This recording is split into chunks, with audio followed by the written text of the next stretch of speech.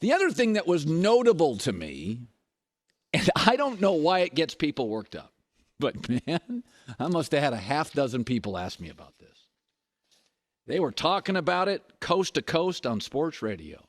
Colin, what do you make of Bronny James being drafted? I don't know.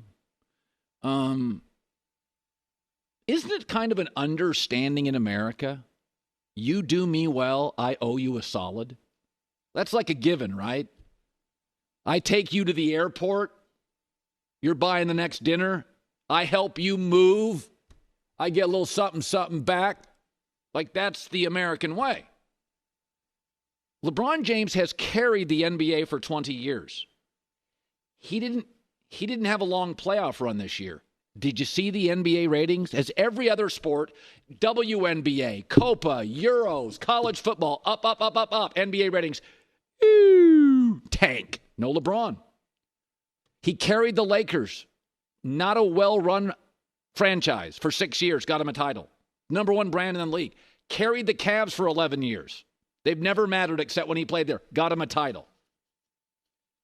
You owe me dinner if I help you move. If I carry your sport, get you a new TV contract worth $7 billion. You got a problem with Bronny James getting drafted by the Lakers?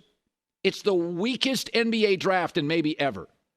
In fact, what's funny is the Milwaukee Bucks, 30 picks earlier, drafted a kid out of Australia that played 8 minutes a game in Australia and averaged less than Bronny. It shows how polarizing LeBron James is. I had more people ask me about that on the East Coast. And my takeaway is, you're really bothered by it? Let me ask you this. Let's say you've done well in your life and you have a favorite steakhouse in your small, middle-size, or big town. And you go to that steakhouse or the pasta joint and you buy a lot of wine for years. You spend a lot of money at that steakhouse.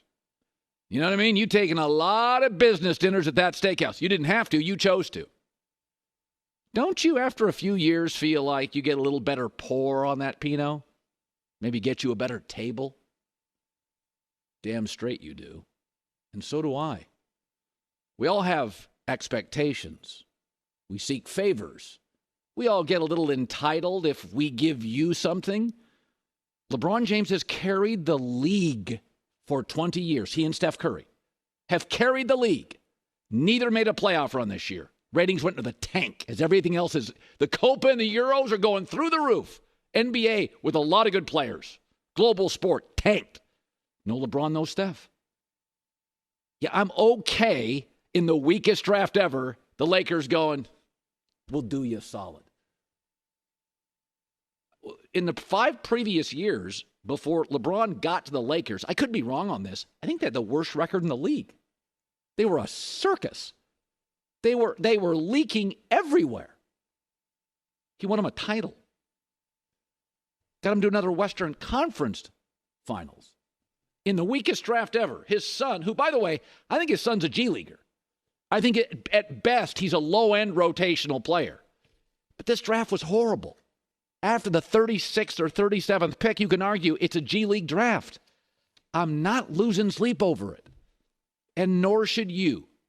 Here was LeBron on the selection. Obviously, it's a dream come true for me. Just see my son to be able to, be in the NBA alone. I mean, it's always been a dream of his. And for us to be side by side, it's a lot of words of loss, to be honest. I don't know. I mean, the kid has worked so hard to get back to this point.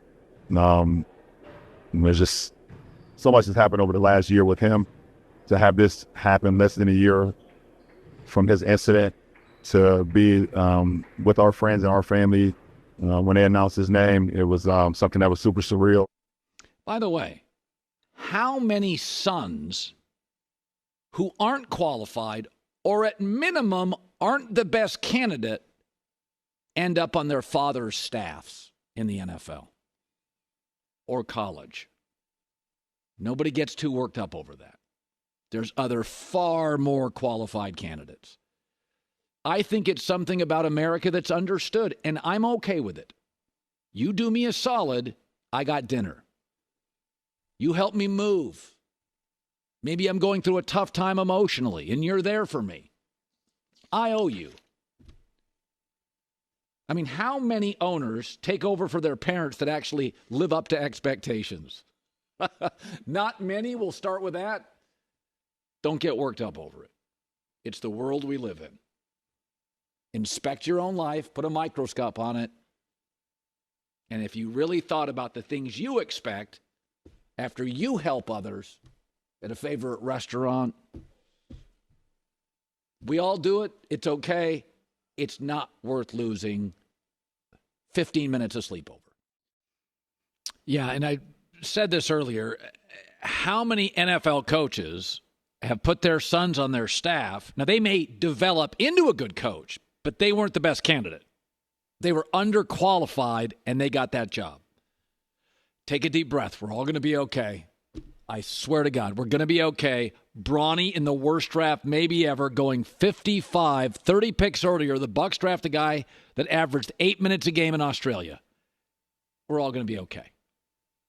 They're drafting punters sometimes in the NFL. Sometimes it's a weak draft. It's okay. It's a very weak draft, and he's not a star player. But executives now are talking about what kind of player he is. And what he is a tweener, but worse than that, he's a small tweener. So he's only like 6'1.5". That's how tall I am. He's like Mike Conley size. But Mike Conley's a better shooter, much better skill set in terms of, he's a true point guard. Bronny's not a pure point guard, and he's not an elite shooter.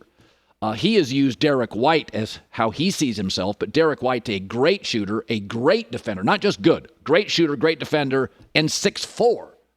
So Bronny's not 6'2". So one NBA executive said he's a good enough shooter, not great, a decent enough defender, not a lockdown. He's a good athlete, not great. So what is he hanging his hat on? When you draft Bronny, he's going to give you what exactly? Said another NBA executive. Where he goes in the draft, I don't know. He's not very big. I'm not sure what his reliable skill will be. There's one thing that I've discovered, said this executive in the NBA. If you have a healthy body, you're competitive, and you have a high basketball IQ, and even just one elite skill, you can make it in this league. The question is, what is his elite skill? So he is a small tweener. It's almost like a wide receiver in the NFL. Routes, speed, hands. You got to be great at one of them. Jerry Jeudy can run really fast. I don't love his hands or his routes, and Denver didn't either. But he can really run. And then there's some that don't run particularly well, but they are great route runners. They'll become number 2 and 3 receivers. But so there's where you are on Bronny. I don't think Bronny is draftable in a great draft. I think it'd be a hard guy to draft. But about every third draft, it feels like about every third draft is a weak one. And he, his thing is he's good at stuff. He's not great at anything, and he's small. So he's not a true point guard. That's not what he is. And he's not nearly big enough to be a 2 guard. So what is he? He's, you know what it sounds like? It's a 2-year G League player. And then if he can grow into an elite shooter, we've seen that before. Ray Allen did not walk into this league shooting like that. You can develop as a shooter.